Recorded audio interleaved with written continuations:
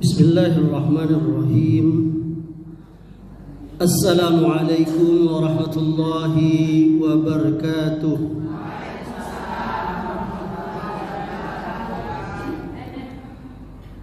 Innal hamdalillah nahmaduhu wa nasta'inuhu wa nastaghfiruh wa na'udzu billahi min shururi anfusina wa min sayyiati a'malina. Man yahdihillahu fala mudilla lahu wa man yudlil fala hadiya lahu. Wa asyhadu an la ilaha illallah wahdahu la syarika lahu wa asyhadu anna Muhammadan abduhu wa rasuluh sallallahu alaihi wa ala alihi wasallam. Ibunda dan ayunda sekalian, jamaah majelis ta'lim kaum ibu Masjid Nurul Iman Lingkar Timur, betul ya? Yang dimuliakan oleh Allah. Alhamdulillah, pada hari ini, yakni di Jumat pekan pertama bulan November tahun 2024 miladiah, kita dapat berkumpul bersama di majelis ta'lim rutin ini. Semoga Allah Subhanahu wa taala memberikan kepada kita tambahan amal soleh dengan ibunda dan ayunda sekalian menuntut ilmu. Karena Rasulullah SAW katakan bahwa orang yang menuntut ilmu agama itu dia sudah mempermudah yakni jalannya ke surga. Dan saya apresiasi dengan baik kaum ibu di sini. Saya lihat sebagian besar, bahkan boleh jadi semuanya, betul-betul penuntut ilmu sejati. Kenapa? Karena jarang saya temui majelis kaum ibu itu ibu-ibunya membawa pulpen dan pena untuk mencatat apa yang disampaikan oleh para penceramah. Tapi saya lihat di sini, Masya Allah, biasanya kalau di majelis taklim yang lain tuh paling bendaharanya ya. Saya lihat di sini nggak mungkin bendahara lebih dari 5 orang ya kan. Ini adalah sesuatu yang bagus sekali. Kenapa ibunda? Karena kata para ulama, qayyida ilma bil kitab. Catatlah ilmu itu dengan tulisan. Jadi kalau kita mencatat ilmu yang kita dengar, maka dia akan bertahan lebih lama, bahkan sangat lama. Karena kita akan bisa membawa pulang oleh-oleh itu. Bahkan kita bisa menambahnya lagi. Oh, kata Ustadz tadi surat sekian, ayat sekian. Nanti ibunda buka, bener gak nih? Oh, kata Ustadz tadi makna sholat tuh ini. Oh, kata Ustadz tadi wudhu tuh maknanya itu. Panjang jadi ilmunya itu. Berbeda kalau kita ngaji itu hanya jiping. Tahu jiping ibunda? Ibunda tahu jiping? Ngaji kuping saja. Ya kan? Iya Ustadz, masuk kanan keluar. Masih mending kalau masuk kanan keluar kiri, berarti masih ada yang tersari. Tapi kalau masuk kanan itu berarti gak ada yang masuk. Jadi saya menasihati ayunda ibunda sekalian, gak ada salahnya sama seperti ayunda ibunda sekolah dulu. Kalau perlu ayunda ibunda siapkan nian, agenda, buku, pena, pahalanya lebih besar. Karena kalau cuma mendengar, telinga aja dapat pahala. Tapi kalau dicatat, tangan dapat pahala. Kan kita baca ayatnya di surah Yasin. Nanti tangan ini akan bersaksi. Dia berkata, saya dulu mencatat pengajian. Benar ini. Istri saya itu subhanallah, dalam setahun itu bisa berapa buku dia catat. Dia dengar ceramah di kaset, dia dengar ceramah di radio, dia dengar ceramah di TV, dia catat. Dia belajar bahasa Arab, dia catat. Nah ini saya memberi motivasi. Ustaz, saya sudah tua, nggak ada masalah. Berapa banyak orang yang belajar sudah tua malah dia makin kokoh. Kenapa? Karena nggak ada kerjaan lagi. Kalau dulu mungkin masih anak kecil ya kan. Saya lihat semua ibunda di sini sepertinya sudah tidak lagi mengurus anak-anak. Ya kan? Insya Allah ya. Hanya disibukkan cucu. Nah itu.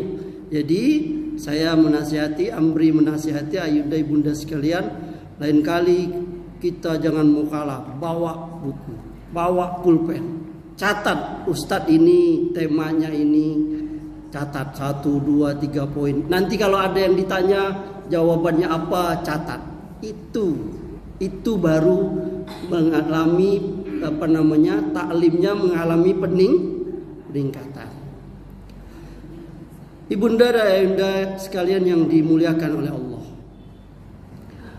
Barangkali tema saya kali ini adalah mengulang kaji lama kita. Yakni sesuatu yang sudah kita ketahui, baik karena kita memang belajar ataupun karena memang kita melihatnya sehari-hari. Ya. Yakni ibadah yang namanya wudu. Barangkali saya akan memulainya dari sebuah kisah. Ibadah wudu. Wudu. Ya, wudu atau berwudu atau sejenisnya. Saya ada sebuah kisah yang sangat menarik ibunda. Kisah ini saya pernah baca di sebuah buku. Tidak hadir saya buku itu dalam ingatan saya. Buku atau majalah. Ya, ini berkenaan dari orang-orang yang mendapatkan hidayah Islam. Apa? Orang-orang yang mendapatkan hidayah Islam. Jadi di buku itu diceritakan bagaimana atau apa sebab-sebab mereka ini dikisah di buku itu dia bisa dapat hidayah Islam. Salah satunya adalah ada seorang laki-laki di negeri kafir. Kalau saya tidak salah ingat, dia tinggal di Inggris. Saya tidak ingat pasti di kota apa. Pekerjaan laki-laki ini, bapak ini, dia adalah bekerja di sebuah universitas.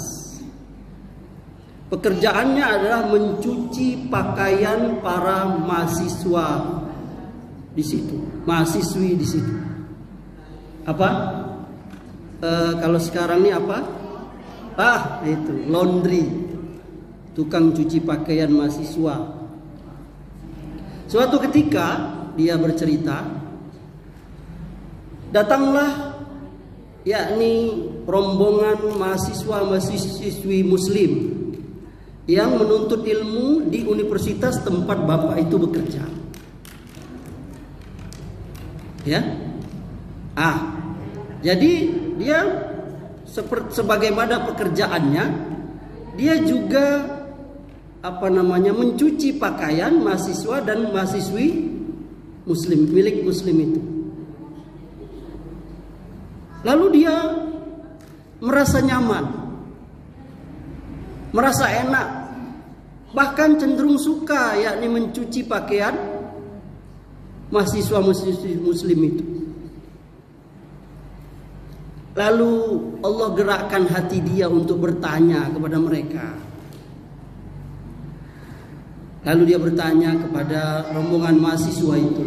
Kalau dia pakai bahasa Inggris lah ya. Lalu dia bertanya kepada para siswa itu, "Wahai adik sekalian,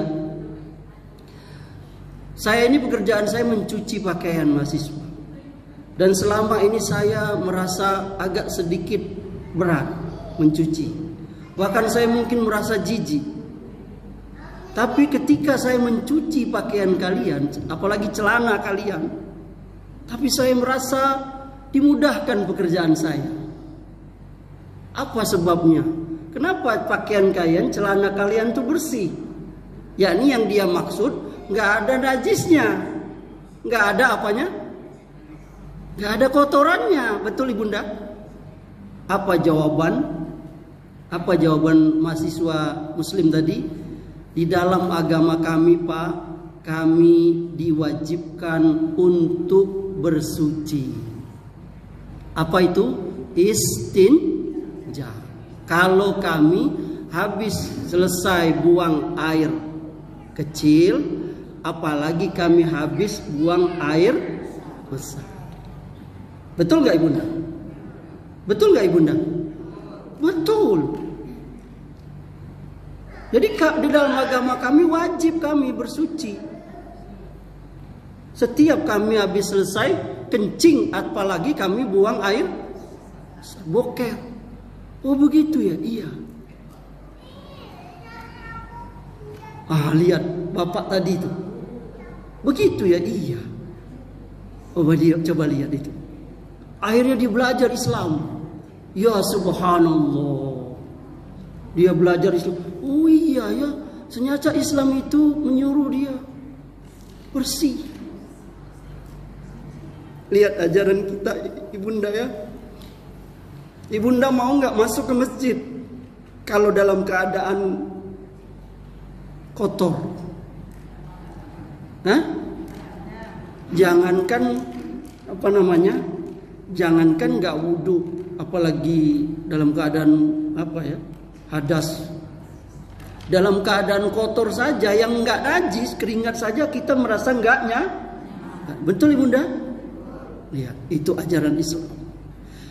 Dan dengan sebab itu bapak itu akhirnya dia memutuskan masuk Islam. Allahu Akbar. Dia melihat kebenaran Islam itu Ibunda, dari hanya masalah kebersihan. Ajaran mana Ibunda yang mengajarkan? Coba bandingkan dengan orang agama di luar sana. Kita masuk ke dalam rumah tempat kita beribadah wajib, yakni tidak boleh seorang masuk ke masjid kalau dia dalam keadaan junub. Bahkan seorang wanita saja yang dia dalam keadaan haid, sebagian ulama nggak boleh. Sebagian ulama, ini perbedaan fikih ya. Tapi ini menunjukkan bahwa inilah Islam. At-tahuru satrul iman. Kebersihan itu bagian dari, catat itu Ibunda. At-tahuru satrul iman. Kebersihan itu bagian daripada iman. Maka kalau wudhu itu secara nyata, yakni kita membersihkan jasmani kita, maka as-shalah itu membersihkan jiwa kita. Coba lihat ajaran Islam. Yakni kita diperintah untuk berwudu. Yakni kita diperintah untuk bersuci kalau kita buang air. Bahkan kalau tidak ada air, kita pakai batu minimal 3 biji. Itu di babnya. Tidak boleh kita membersihkannya pakai tulang. Ada di bab fikih, diatur rinci.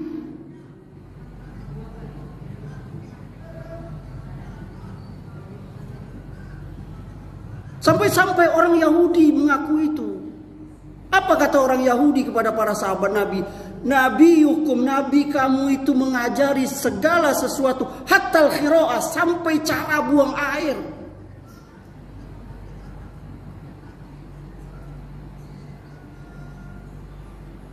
Kata sahabat diwakili oleh sahabat Salman Al-Farisi, ajal betul.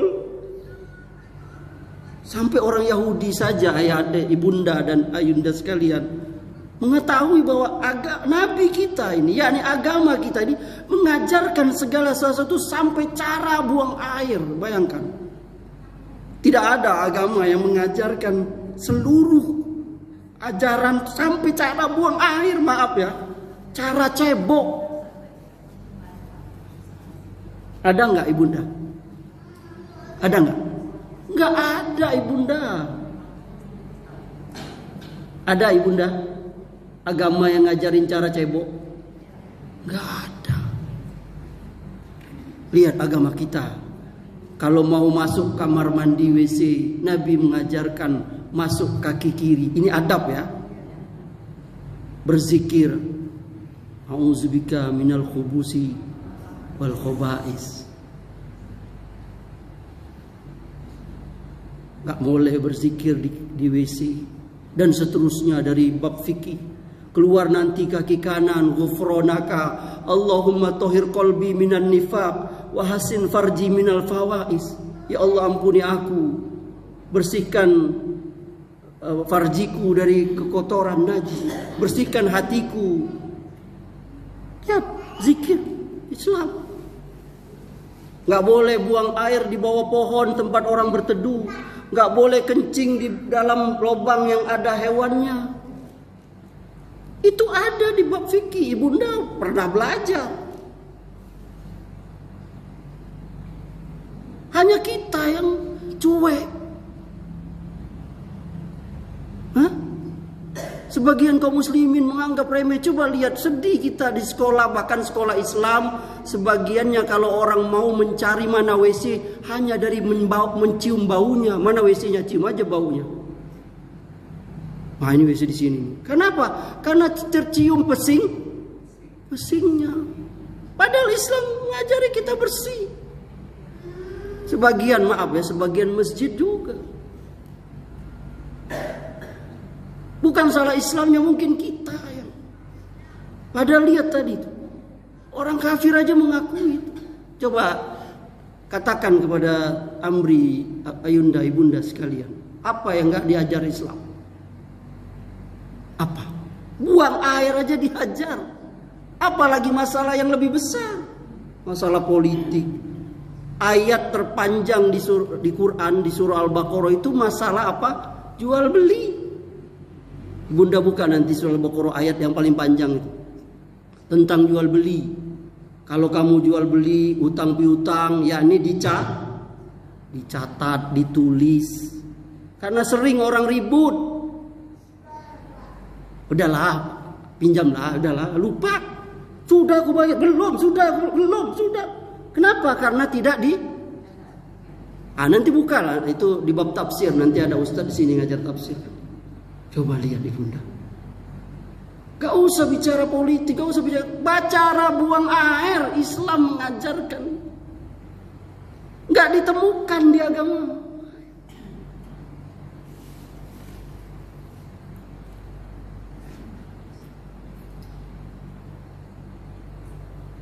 Hebat gak agama kita ibunda?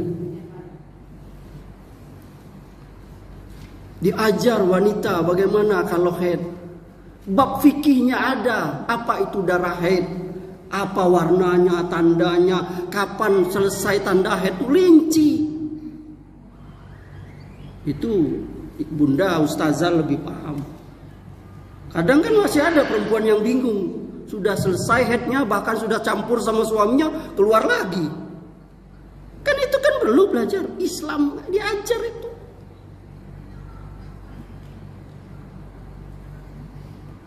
Najis. Sampai ada seorang wanita bertanya di zaman Rasulullah. Dia wanita yang ingin menuntut ilmu. Sampai dia bertanya bagaimana cara membersihkannya. Sampai Rasulullah malu, sampai Aisyah yang menjawab, ya sudah cuci saja. Karena wanita itu ya sama seperti bunda dulu kan. Di saat belum ada pembalut zaman sekarang yang sekali pakai langsung dia apa? Iya kan? Dulu Amri ingat ibunda saya dulu tuh tahun 80-an masih pakai yang dijual di apa? Maaf kain itu kan ibunda ya. Yang habis dipakai dia apa? Cuci, ya kan? Saya lihat mukanya muka jadul semua.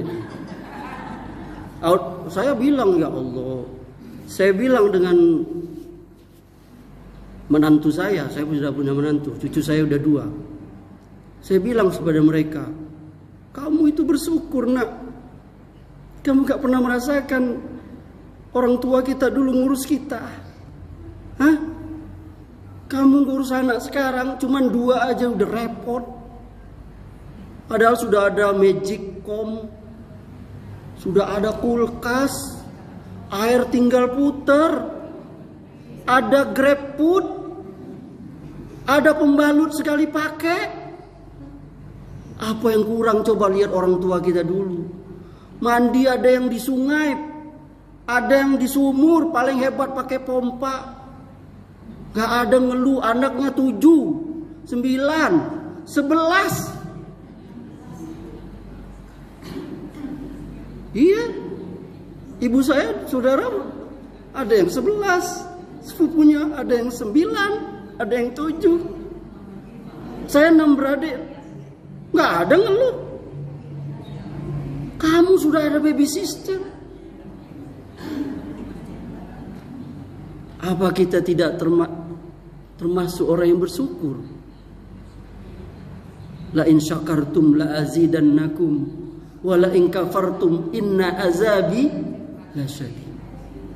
Barang siapa yang bersyukur Allah akan tambah nikmatku, kata Allah. Barang siapa yang tidak bersyukur, yakni kufur nikmat, Allah akan cabut. Betapa? Lihat masjid. Dulu kita sholat tarawih berkeringat kan ibunda ya. Manulah sholatnya cepet lagi, berkeringat ngalir. Kini ya Allah, kami ustadz gagah pakai jas. Kenapa? Enak, dingin, wangi. Nah, kita kembali ke tadi. Jadi ini adalah nikmat Islam. Gak bisa kita membantahnya. Inilah kesempurnaan Islam. Islam ini adalah agama yang sempurna.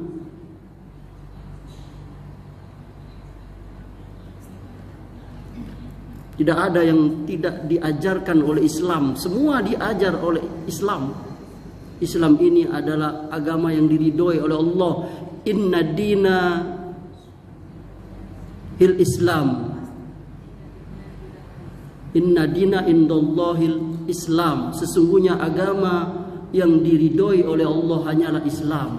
Wa may yabtaghir islami dinan fala yuqbala minhu wa huwa fil akhirati minal khasirin.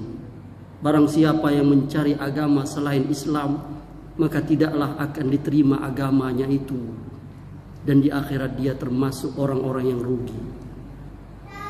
Al yauma akmaltu lakum dinakum wa atmamtu alaikum nikmati wa raditu lakumul Islam madina. Kata Allah, pada hari ini sudah aku sempurnakan untukmu agamamu, dan telah aku cukupkan untukmu nikmatku, dan telah aku ridho Islam menjadi agama bagimu. Begini Islam. Lihat Islam mengajar. Rinci. Kalau kamu terkena darah haid, kata Nabi, cuci saja. Walaupun ada bekasnya, nggak apa-apa, cuci saja. Bekasnya itu tidak apa-apa. Kalau kamu terkena bejana, kamu dijilat oleh anjing, maka basuh dia berapa kali? 7 kali. Salah satunya dengan apa? Dengan tanah. Wah, hebat. Ibunda berarti udah ngaji dasar Islam itu, yakni soal toha. Ini iya, soal apa itu benda najis. Islam itu ibunda harus tahu, karena sebagian pembicaraan itu untuk ibunda.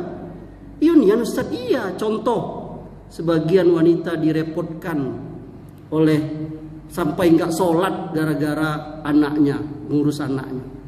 Padahal Islam contoh, yakni bayi laki-laki, kencing bayi laki-laki, yang dia hanya meminum ASI ibunya, belum makanan yang lain, maka kencingnya itu cukup dengan dicercikkan saja, nggak perlu dibahas. Itu hadis Nabi. Ada pembicaraannya di fikih. Betapa Islam itu, lihat ibunda. Kita apabila kita sudah junub, campur suami istri, apabila perempuan haid, apabila perempuan nifas, maka dia diwajibkan untuk apa? Mandi, yakni yang disebut dengan mandi wajib. Ini Islam. Bagaimana orang-orang kufar itu, orang-orang non-muslim itu? Mereka penuh dengan kekotoran. Coba lihat, coba ibunda bayangkan, bagaimana orang-orang kufar itu, yang mereka membersihkan kotorannya itu hanya dengan, coba ibunda pernah bayangin nggak? Saya pernah dapat cerita teman saya yang katanya pernah ke luar negeri. Yakni dia pergi ke hotel yang mewah. Ketika dia masuk ke WC-nya itu nggak ada airnya. Siapa ibunda yang pernah ke luar negeri? Tunjuk tangan, tolong. Waduh, nggak ada yang mencoba. Katanya ini itu nggak ada airnya. Yakni dia pakai apa? Tisu gulung, bukan tisu ini. Kalau tisu ini pakai itu ngeri juga saya ke mulut. Yakni mereka alergi pakai. Coba kalau perempuannya lagi haid, bagaimana itu?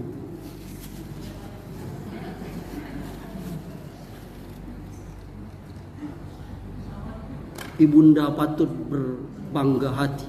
Ini Islam. Agama kita mengajarkan kebersihan. Ya subhanallah.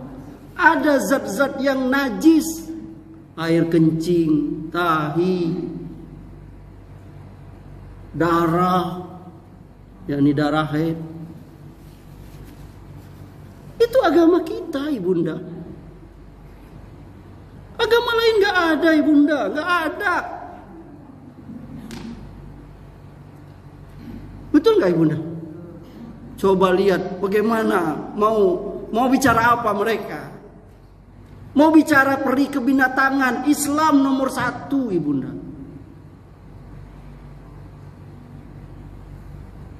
Bagaimana cara menyembelih menurut Islam? Ibunda pernah lihat nggak cara mereka, orang-orang kafir itu bunuh hewan bagaimana? Amri pernah lihat ibunda, nggak usah saya sebut negerinya ya. Itu ada sapi dibakar hidup-hidup, bang. Dibakar hidup-hidup, bang. Ada lagi hewan dimasukkan karung, dibaduk, menjerit itu hewan. Saya nggak usah peragakan suaranya ya. Pokoknya menjerit lah dia. Ada yang ditusuk pakai apa? Besi panas terbakar itu dari belakangnya itu. Kok ibu tahu? Pernah lihat ibu? Katanya itu kalau darahnya nggak keluar itu rasanya makin apa? Makin nikmat. Itu syaitan.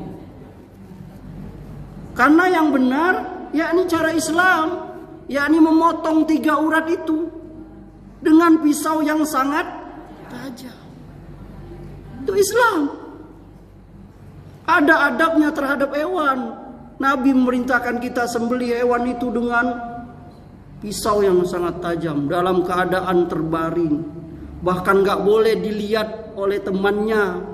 Bahkan nggak boleh seseorang memperlihatkan parangnya, pisaunya kepada hewan yang mau dia.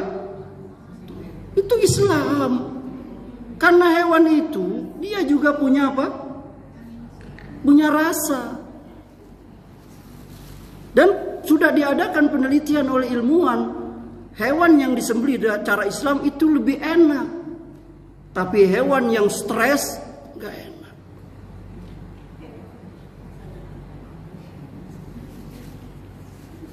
Tuh lihat, hewan aja itu. Hewan aja.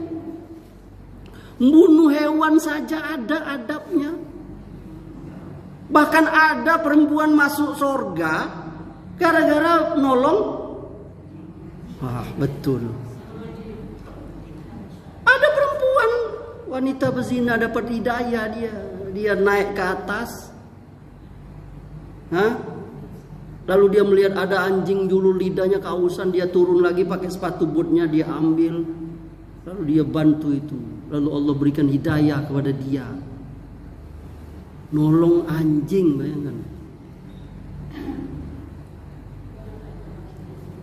Alangkah jahatnya kita. Ada orang nyiram kucing pakai air panas. Islam gak mengajarkan seperti itu. Kalau gak suka ya usir aja. Kalau siram ya pakai air dingin lah. Ini Islam ibunda, lihat. Kita kembali kita di pelajarannya. Jadi di dalam agama kita, toharo, kebersihan itu adalah inti. Seorang muslim dia harus suci badannya. Harus ada kesatuan, yakni antara hati dan jasmaninya. Nggak boleh ibunda berkata, Ustadz yang penting kan hati. Enggak. Zohir juga, jasmani juga. Hati penting, zohir juga penting. Yang penting kan hati. Saya walaupun kemana-mana telanjang, penting kan hati saya. Iya kan? Tapi kan nggak mungkin orang bilang, gila kamu, masa kamu kemana-mana telanjang? Enggak, hati saya baik kok. Ini saya nutup kok aurat saya. Kan nggak mungkin orang bilang gila nih orang. Karena ada kesatuan antara hati dan jiwa.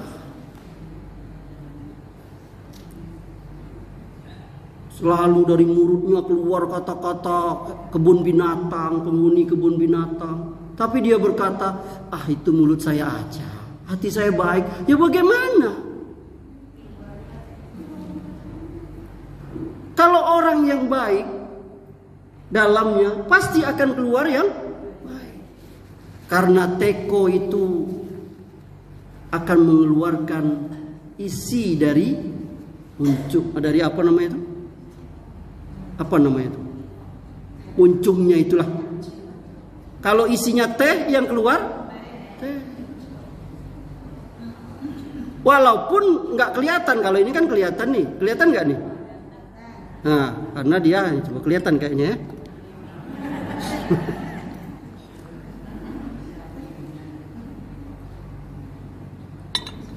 Nah, Islam tidak membedakan itu, ibunda. Dia kesatuan. Iman itu adalah tasdikun bil qalbi, catat, dibenarkan dengan hati, kolbu, iqraram bil lisan, dilapaskan, diikrarkan dengan lisan, wa amalun bil arkan, dibuktikan dengan amal. Gak bisa hanya di hati saja. Saya baik, hati saya baik. Harus di lisan juga baik.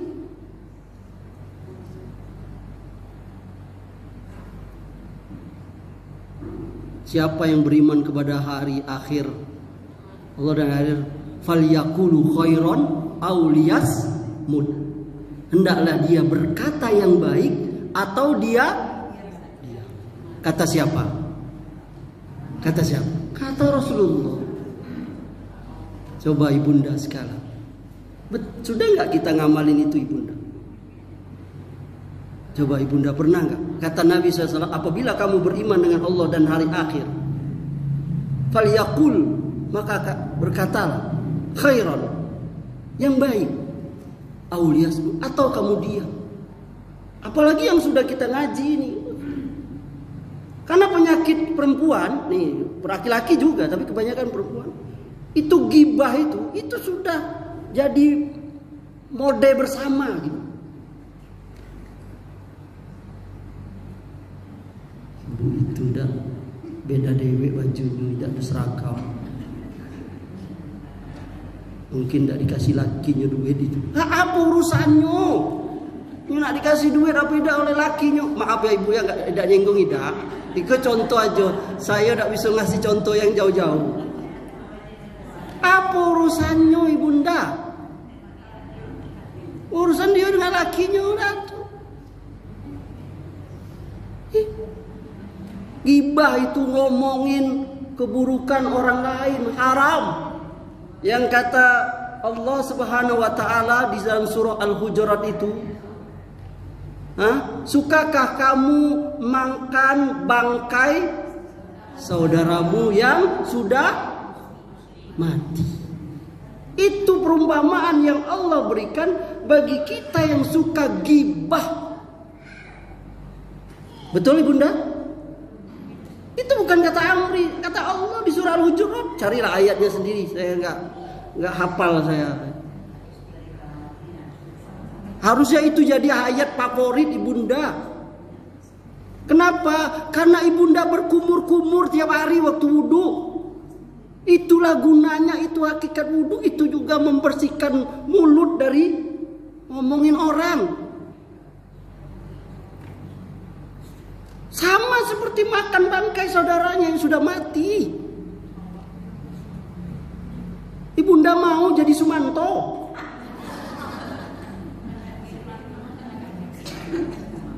Siapa Sumanto? Iya kan, Sumanto makan daging manusia. Mau makan daging? Nah, enggak mau Mbak Yu? Mau jadi Sumanti? Laki-laki Sumanto. Ya kan enggak mau. Kenapa? Apalagi yang sudah taklim.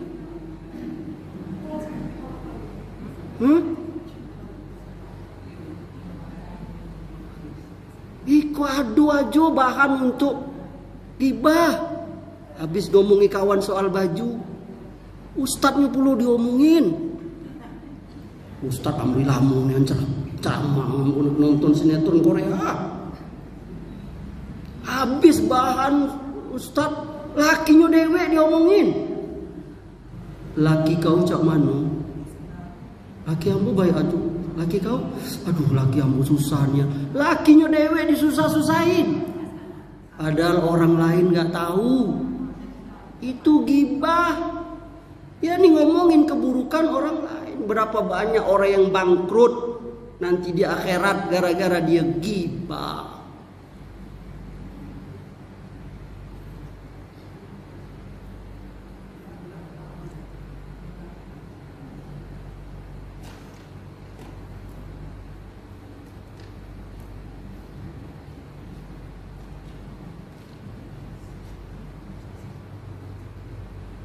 Gara-gara dia ghibah bangkrut.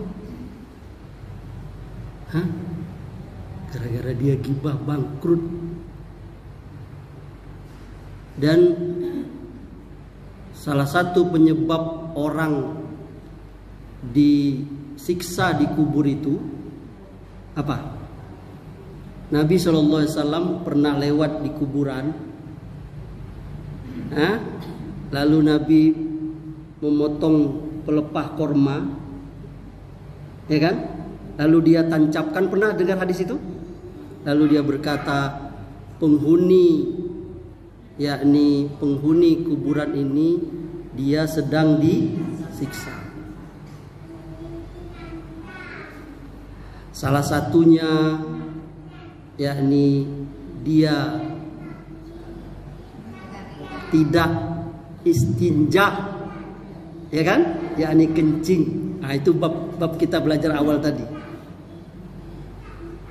Yakni ada orang kencing, buka mobil, pintu mobil, pakai naikkan apa? Naikkan ininya udah kena. Yang kedua yakni ghibah, ngomongin keburukan orang. Dua tadi yang bab pertama kita belajar tadi, yakni bab yang kedua yakni tentang ghibah. Berapa menit? Hah?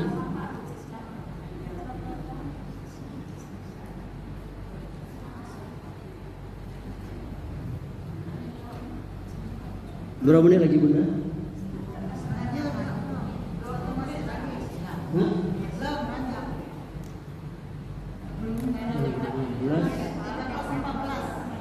Berapa menit lagi? Berapa menit lagi?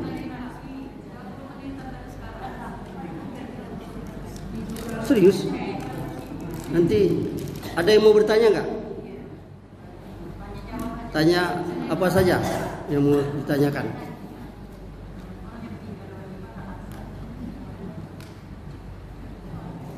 Ini belum masuk kita ke wudunya. Tadi kan janjinya judulnya wudunya. Ini baru muqaddim memang.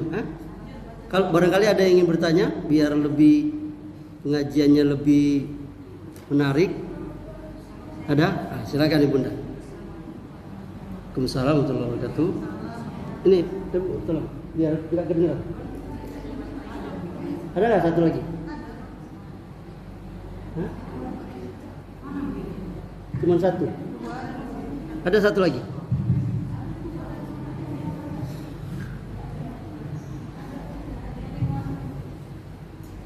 Yang saya tanyakan orang itu dia dari kamar mandi, tapi dia tidak menyadari kalau itu najis beras dia habis itu kena di makanannya dia, terus langsung dia sholat. Tapi karena kita yang dekat membawa itu kita yang makan dia, karena dia tidak tahu.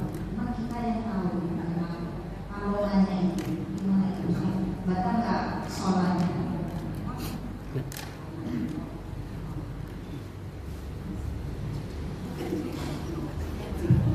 Maaf Ibunda ya, dapat pahala. Ya, bagaimana seseorang dia tidak mengetahui bahwa di badannya itu ada najisnya, maka dia tidak salah, tidak berdosa. Tapi kalau kita tahu, maka kita kasih tahu, jangan dibiarkan. Kalau seseorang tidak mengetahui, dia lepas hukum. La yukallifullahu nafsan illa wus'aha. Fattaqullaha mastata'tum.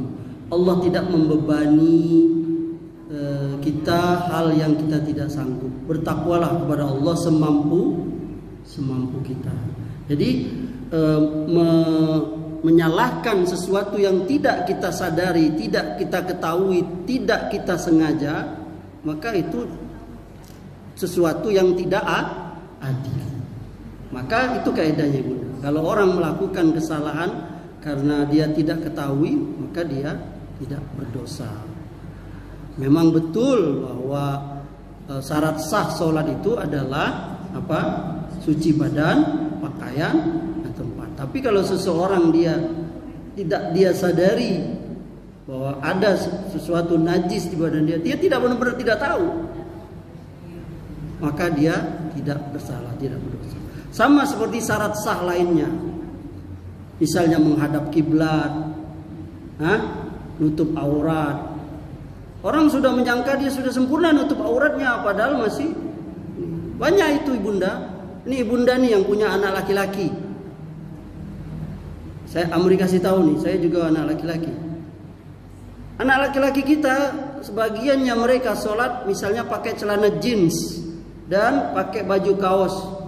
Ketika dia sujud, itu tertariklah bajunya ke bawah, baju kaosnya itu, celananya tertarik ke atas.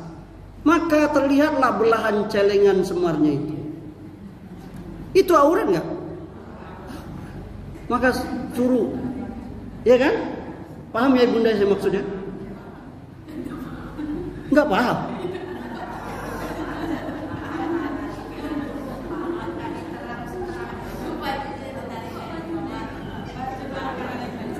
Anak muda Yunda sholat pakai baju kaos, celananya celana jeans misalnya. Ketika dia sujud, kan pasti otomatis bajunya nurun, celananya naik. Nah terlihatlah itu celengan semarnya, atau ada mereknya boxer apalah, JT Men. Ini maaf saya agak vulgar dikit ya, biar gak salah paham. Karena kadang ngaji udah jelas aja orang masih salah paham ya kan. Bahaya ini, lebih baik nggak paham daripada salah paham. Kalau nggak paham tanya, Ustaz nggak paham. Itu gunanya belajar tuh gitu. Ada yang guru, kalau ada yang guru kan enak tuh. Udah paham belum? Belum. Ulang lagi. Udah paham belum? Belum. Itu ngaji emang begitu. Orang nggak tahu ngadap kiblat di Bunda tadi, pertanyaan tadi. Salah kiblatnya. Sholat sudah selesai, ya sudah gimana? Kecuali kalau dia dikasih tahu lagi pertengahan sholat, maka dia pindah ngadap.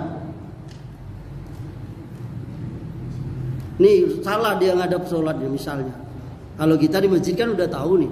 Tapi ada juga yang beredar video CCTV kan, orang salah ngadap kiblat, ada itu. Mungkin dia saking itu, oh yang ngadap ke situ. Kalau misalnya yang salah kiblat tadi langsung dibisikkan, langsung saja. Iya, langsung dia pindah kemana dia. Atau kita yang ngasih tahu, kita arahkan, Pak yang benar ini. Nah, nggak apa-apa. Bukankah dulu kan Nabi sholat awalnya kita itu sholat menghadap Baitul Maqdis, Masjidil Aqsa. Lalu turunlah ayat Quran menyuruh Nabi pindah menghadap ke Ka'bah. Maka ada di Mekah itu ada masjid namanya Qiblatain, yakni kiblatnya ada dua. Itu peristiwanya di situ. Gitu Ibunda. Insyaallah paham ya Ibunda? Ada lagi? Ada? Nah, silakan. Nah itu ini ya.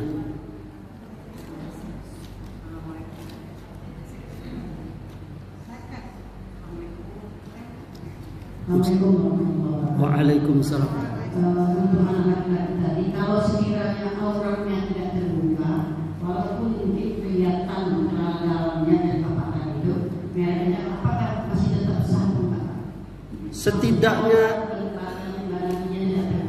Setidaknya itu makruh.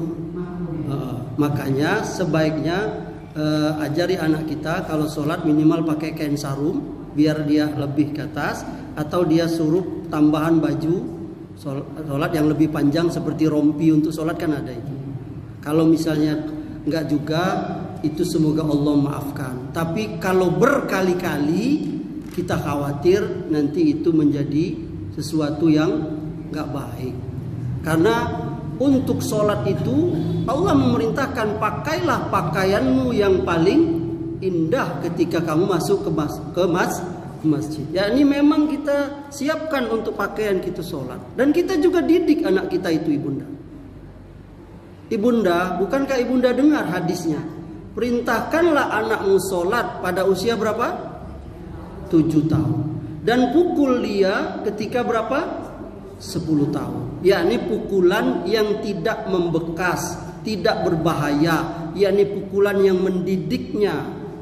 Mendidik bukan bahasa Bengkulu ya. Lah mendidik bahasa Bengkulu belum. Didik nih yang kau bukan. Mendidik bahasa Indonesia. Yakni kalau istilah Ibunda itu pukulan kasih sayang. Seperti Amri dulu lah, kalau lambat sholat oleh mama, perut saya tuh, waduh, ibu-ibu zaman dulu kan, itu perut tuh, waduh, itu lebih sakit. Tapi ya berhasil didikan dulu kan, gitu. Jadi kita ajar Bunda anak-anak kita itu. Memang itulah namanya kita kalau mau dapatkan generasi yang sholat. Soal sholat nih Ibunda, ya Allah, betapa banyak kaum muslimin yang masih meremehkan masalah sholat ini. Yakni kaum muslimin yang sehari-hari tarkus sholat, meninggalkan sholat. Apa sebabnya? Nanti suatu saat kita bahas ya. Salah satunya adalah Karena dia tidak dididik oleh orang tuanya sholat dari kecil. Kebanyakan kita yang sudah tua-tua ini karena memang dari kecil dididik sholat oleh orang tua. Untuk bangun waktu subuh itu berat ibunda kalau tidak diajar dari kecil. Betul nggak? Saya sering memberitahu ke anak saya, ya Allah, nah ayah dulu itu kalau mau sholat tuh ke kolam dulu. Kamu sekarang tinggal ke kamar, kadang kamar mandinya sudah ada di kamar, bayangkan. Kamar mandinya di kamar, tinggal jalan 4 langkah itu. Tapi memang, tapi kata Allah Subhanahu Wa Taala, muru auladakum bis sholat wasbir alaiha, yakni perintahkanlah keluargamu, anakmu sholat dan bersabarlah. Jadi memang harus sabar. Didik anak kita tuh, ibunda tadi, kalau anak kita tadi sholat pakai apa? Ajar nak, kalau bisa jangan sholat pakai baju kaos yang nanti pas. Bukan sholat gak boleh pakai baju kaos, bukan. Yang jadi masalahnya itu nanti dikhawatirkan yakni auratnya tersingkap. Yakni ketika dia sujud terutama itu. Yakni upayakanlah pakai tambahan yakni yang namanya apa? Kain tadi kan di masjid ada tuh. Kita pengurus masjid juga. Sebagian ibu perempuan juga tuh. Coba perempuan perhatikan lagi mukenanya. Apalagi mukena yang udah lama dipakai kan sudah dicuci berapa ratus kali. Itu kan apalagi warna putih kan transparan kayak gorden ya kan. Dia sholat pakai baju you can see itu transparan. Tidak sempurna menutup auratnya kelihatan. Kalau warnanya gelap masih mending. Ini enggak, ini saya benar-benar nih ngasih. Kalau ingin menutup aurat secara ini saya kasih tahu dengan ibunda. Saya nih Ustadz nih, sering ceramah gini. Di situ pintu ya, itu kan terang kan. Kalau ini kan karena tertutup rumah. Ada yang kalau matahari itu terang dari situ. Nah ibu-ibu masuk, apalagi yang pakai baju apa? Baju putih itu. Karena astagfirullahaladzim. Beneran ini maaf nih saya buka di sini nih. Coba ibunda kasih nasihat kepada ibu-ibu yang suka pakai baju warna putih, terutama bahan tisu. Ini saya benar nih, saya jujur masih masukkan. Itu kadangkala transparan. Yang namanya syarat sah menutup aurat itu pertama, tidak transparan. Yang kedua, tidak ketat. Kita menutup aurat tapi kayak lontong sayur, itu bodoh aja. Bahkan setan lebih suka itu, mantap nih badan ibu itu. Yang menutup aurat itu yakni pakainya tidak transparan dan long. Paham ibu-ibu? Ah itu babnya lain lagi tuh. Babnya menutup aurat. Ada menutup aurat itu. Makanya kata Nabi, nanti di akhir zaman tanda-tanda kiamat itu apa? Yakni wanita berpakaian tapi bayang Nabi berpakaian tapi cukup? Ada lagi? Silakan.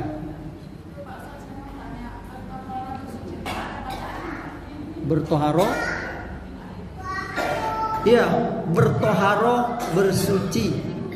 Ya, ini maksudnya berwudu atau mandi ya. Oh, maksudnya bersuci istinja. Nggak ada, cebok aja, nggak ada bacaan apa-apa. Kalau Yunda mau baca saya cebok ya boleh aja. Tapi nggak ada tuntunannya dari agama, nggak ada Yunda.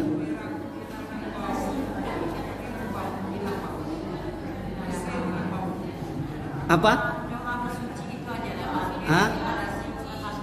Oh enggak ada. Gini, saya ingin memberikan ini ya. Sependek pengetahuan saya, ya, tidak ada bacaan niat di dalam bersuci. Ya, ini maksudnya dilafazkan itu tidak ada. Yang namanya niat itu, perhatikan ibunda, biar jangan salah paham. Yang namanya niat itu letaknya di mana? Di hati. Amri mau bertanya kepada ibunda sekalian.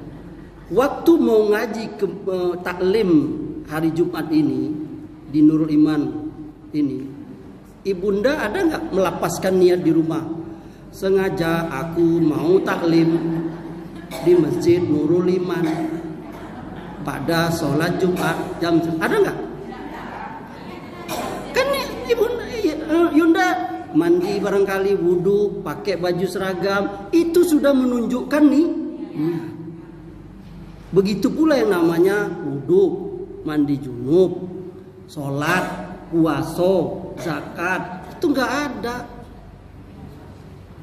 Nggak ada. Nah, setahu sependek pengetahuan saya ya, tidak ada hadis, satupun hadis sabda Nabi merintahkan baca nawaitu, baca usoli. Gak.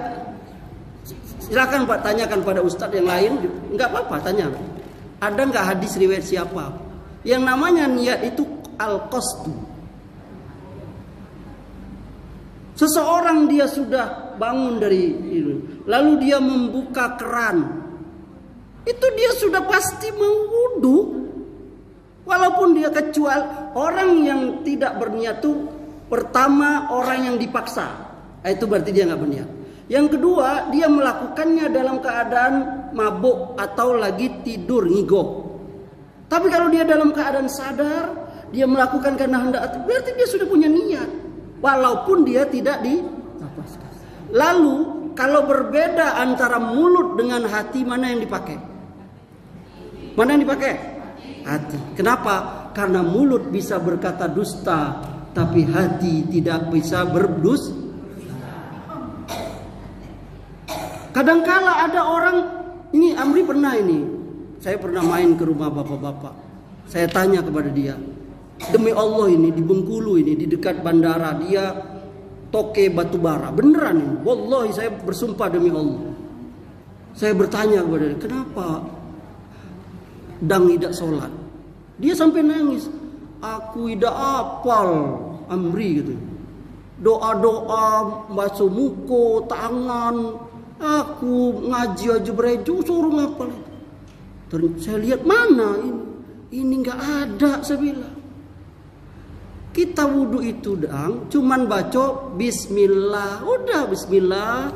Kalau kita bangun tidur cuci tangan, mulut dengan hidung, lalu apa?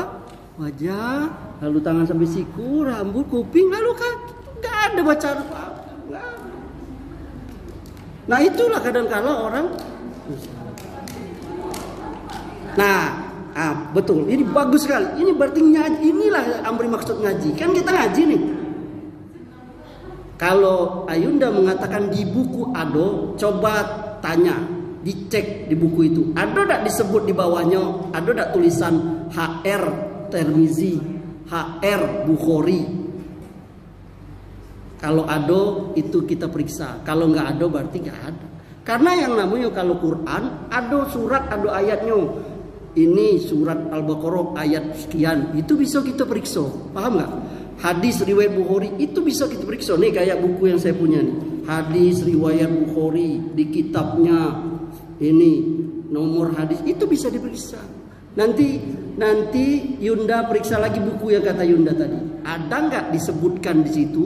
Nawaitu usoli hadis riwayat ini. Nanti hubungi saya via Ustazah Azizah. Nanti atau tanya ke ustaz lain. Mungkin saya pendek ilmunya, ya. Tanya kepada itu kata Ustaz Amri tidak ada hadis. Ini apa? Ya kan namanya ngaji ya. Tanya, kita kan pedoman kita apa? Dan hadis. Nah, ada nggak? Itu aja. Oke. Tapi kita mengajarkan ke anak-anak orang suci. Seperti itu kan dari SD diajari anak-anak nama itu Tuhan, Rafi, Hadasi, Australia, Pak dan lain-lain. Dalam mana kan ada dari SD. Dari SD TK diajar seperti itu, Ustaz. Kalau kita berdua-dua ini mungkin dia dan secara lahir dia ajar kita duduk langsung tidak harus diucapkan dalam hati aja. Tapi apakah niat yang selama ini dipakai itu, apakah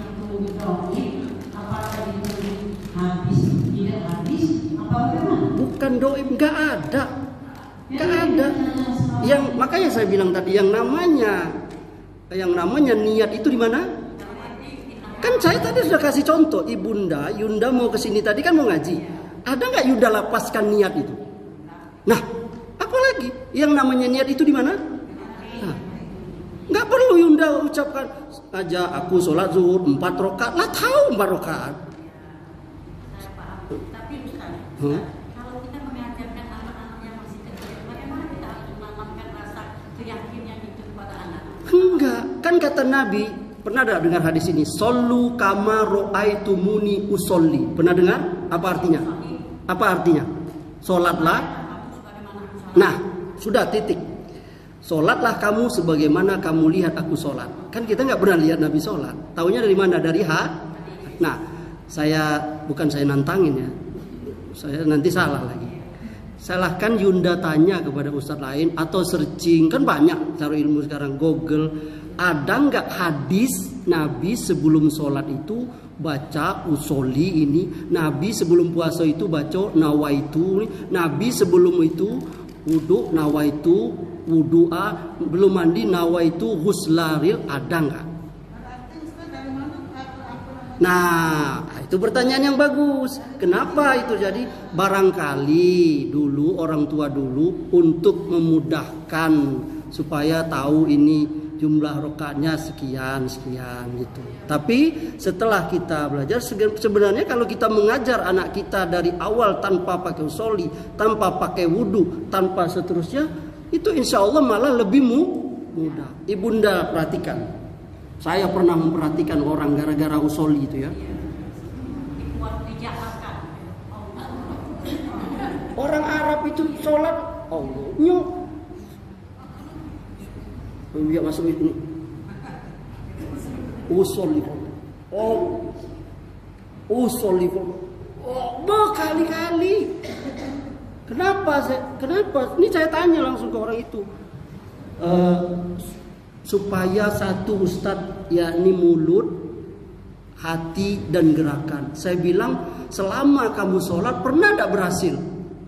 Tidak pernah. Jadi Anda sholat begitu iya. Padahal kata Nabi, iza qumta ila sholah fa asbiril wudu summa istaqbilal qiblah fakabbiru.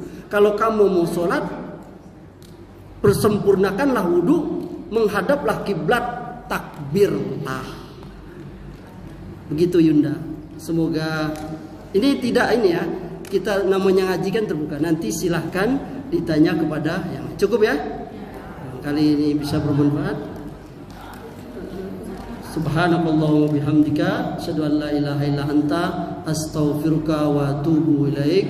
Wabillahi taufiq wal hidayah. Wassalamualaikum warahmatullahi wabarakatuh.